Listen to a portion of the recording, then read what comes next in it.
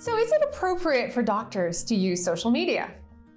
This is, I'm sure, a question on your mind. It's certainly something that I get asked every week. It's something that gets discussed on forums, certainly in the GMC, in the UK at least, in terms of the medical council. There's a lot of questions around this. Is it ethical? And if you go to most sort of medical guidelines in countries around the world, the guidelines are gray, aren't they? And I think that's why people come to us and ask those questions. It's sort of, well, be respectful. If you look at the guidelines, it's very, very generic. Well, I would hope you would already know that. You're not going to go and be a terrible person on social media, just because it's social media. And yet, of course, this is what, people are worried about, that other people do that. And let's be frank, that some patients actually might do that, or people might do that on your social media, which is, I think, often one of the things that lets people sort of stay in the fray a little bit, or not really fully dip their toes in. They're very careful, and they put a very veneered surface out on social media because they're desperately afraid to get negative reviews. So is it right for doctors to do social media? I think the answer is not for everyone. However, that said, I think that if you have the ability in any way, shape, or form to do it, and we can obviously provide some guidelines for that, I think that you should seriously consider it.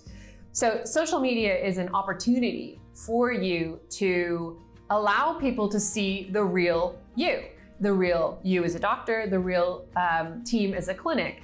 And it provides a nice, solid foundation of third-party credibility and trust. So obviously, when people are considering you as a potential clinic in the buying cycle, they go to your social media, they look at what it is that you're sort of, how are you communicating? Is it real? Are these people the real deal? Are these people that I would like to deal with? Would I have fun dealing with them? And I know that this is a medical field, but at the end of the day, what you're selling is an elective procedure. And so this is a choice. And when somebody's doing something for the choice, what they're looking for is a transformation in their lives. They're looking to go from a before state where they're not feeling so great about some aspect of their life to an after state where they're having a wonderful life. That is in essence the buying decision they're making. And so part of that, a big part of that, when that improvement is fun. You cannot throw away the fun word. And social media is an excellent platform to demonstrate fun. What you want to do is leverage the platform to demonstrate valuable content and really start getting into the social aspects of communicating with people, having a good time, and really inviting other people to communicate back about their experience to show that third-party credibility.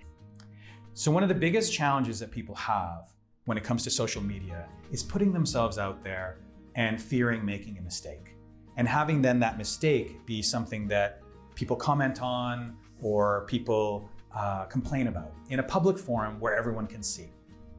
Well, here's the thing. We all make mistakes. You make mistakes. Yes, you're surgeons, but you're not infallible.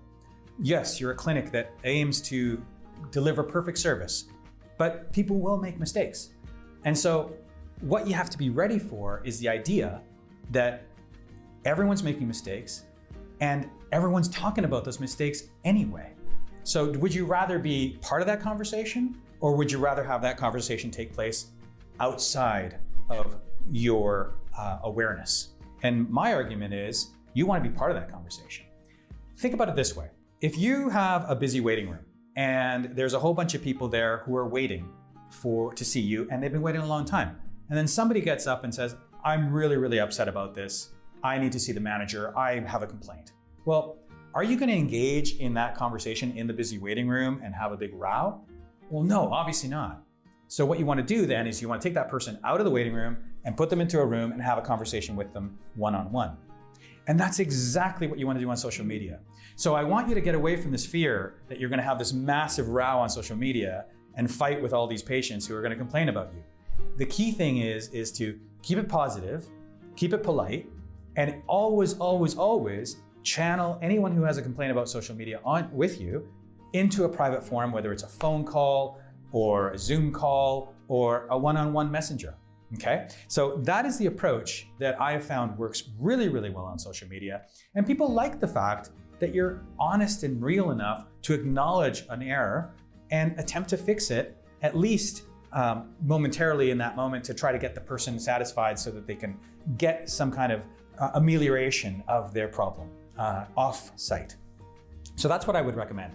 And I think with that, you shouldn't really have any other concerns about being on social media. As long as you're engaged, as long as you're having a conversation, as long as you remain authentic.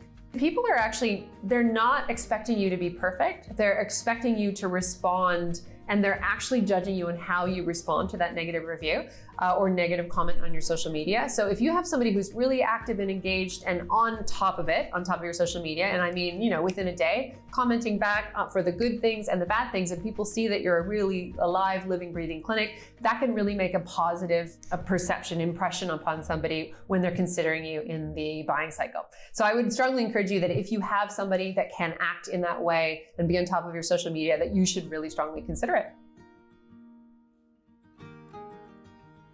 Back when you were in school, you had a relatively easy way to ascertain where you stacked up against your peers and colleagues.